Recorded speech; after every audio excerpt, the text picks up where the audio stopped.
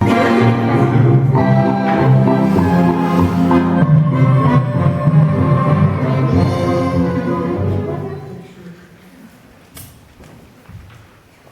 Poste, la supercherie de la Poste, la supercherie, la malveillance de la Poste, la supercherie, la malveillance, le comportement criminel de la Poste est légendaire, n'est-ce pas? Il cache délibérément la provenance des lettres. Comment peuvent-ils, à une époque de machines perfectionnées, sensibles, s'arranger pour maculer le cachet d'oblitération? C'est volontaire. Oh oui, une intervention humaine. Un employé de poste, quelconque, un préposé au tri, un commis, je ne sais pas, quelqu'un qui travaille à un niveau très très modeste la vue. Pas en lui. Et puis il s'est dit, tiens, une carte postale, je vais la lire. Arrêtez la machine. Oui, on peut les arrêter. À arrêter, à appuyer sur un bouton, à faire une pause et la lire. Il louche un peu. Il est mignon. Il a mis ses lunettes, alluma ses quelques mots griffonnés et s'est dit, je vais maculer et faire en sorte que le nom de cet endroit soit rendu totalement illisible. Pas seulement difficile à lire, totalement. Il a dû en sourire. Il a dû prévoir et en sourire de mon inévitable frustration, en rire bruyamment, triomphalement, et à maculer cette carte ici.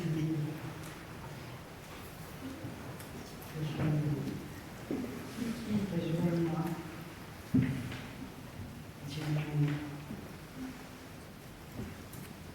Il y a une image d'une montagne et d'un téléphérique. Et en dessous, la légende de montagne et téléphérique.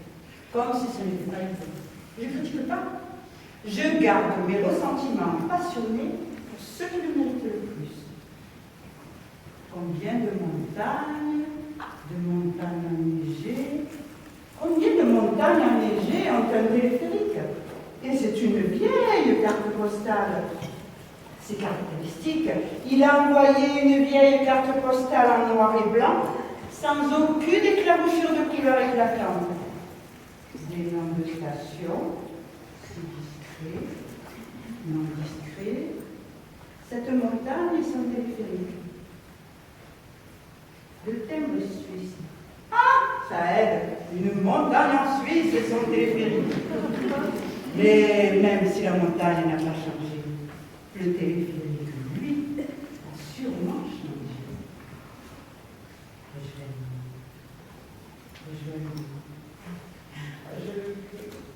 Je le veux tellement. Il aurait pu écrire « Je suis à cet endroit-là ». Il aurait pu. Mais il est passionné, pressé. Et du coup, il s'est probablement dit le nom y est, inscrit en noir et blanc. Et comme il est pressé et passionné, il n'a pas vérifié. Je suis comme lui. Nous sommes semblables, si semblables. Il était inspiré. Regardez son écriture, trahit son inspiration. Elle penche nettement à droite. Il attend. Et je ne suis pas venu. Mais le coupable dans cette histoire, c'est ce misérable employé qui savait que j'en aurais le cœur brisé. Un assassin d'émotions. Imaginez sa vie pathologique et pitoyable, sa misère, son obscurité. Pas étonnant qu'il ait choisi parmi toutes les lettres qui défilaient devant lui. Comme un faucon, il a fondu sur sa croix, toute griffe serrée, pour gâcher le bonheur d'autrui. Pourquoi n'a-t-il pas simplement brûlé? De toute évidence, il a prévu que mon cœur en serait brisé et il en a souri. Une montagne et un téléphérique. Quelle montagne? Allez-y, riez donc. Quel téléphérique? Riez-en, abject. Ou bien,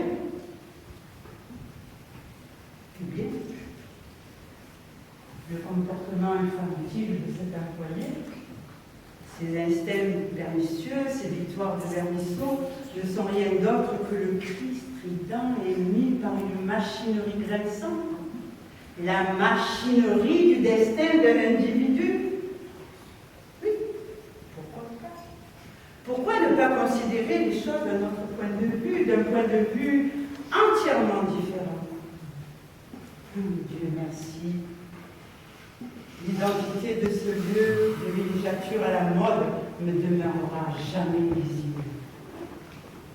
Quelle sorte d'homme, pointant une épingle sur un atlas, opterait pour un tel rejoins-moi, rejoins-moi. Ou là-bas, inépuisable imagination, dois-je me laisser séduire par cette quoi? Cette station climatique? Une station climatique, le postier m'a épargné. Imaginez ces vies de déception. Y a-t-il quelque chose de pire qu'une femme qui a consacré sa vie à un homme insatisfaisant? J'aurais eu le regard si éteint s'il m'avait annoncé des initiatives de vacances frivoles. J'ai déjà vu ça. J'ai déjà vu ces femmes grises de mon vie. Oh, moi, cette peine obscure, jamais.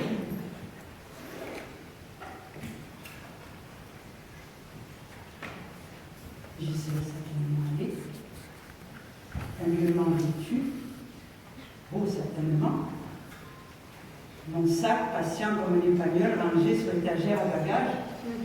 J'aurais certainement pris ce train, mon chapeau penché sur la droite, sur la gauche. Devant la glace, j'aurais mis du volume à mes cheveux, les aurais apprêtés. Certainement.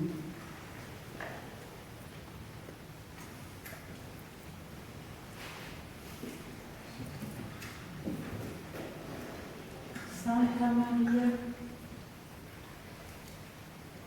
c'est tout à fait clair. Ce nom en noir sur du noir, quand la lumière du soleil éclaire, il y a des choses qu'on ne peut pas dissimuler. La police sait que sous une encre, il y a une autre encre. Moi, je suis si soulagée de savoir que je n'ai pas à y aller. Aucune obligation, même si je connais l'endroit où je me serais précipitée il y a 1 heure à peine. Santa Maria, sa montagne sans début. Restez-vous seul. Attends l'arrivée de tous les trains, en balayant le quai du regard, ne nous voit jamais. Un rêve qui me va, mon cœur qui se serre, souffle, encore souffle de mon absence. Un perno, un autre permis, une chine. Tes rues s'irritent si profondément. Ce soleil sarcastique que la terre cruelle déverse sur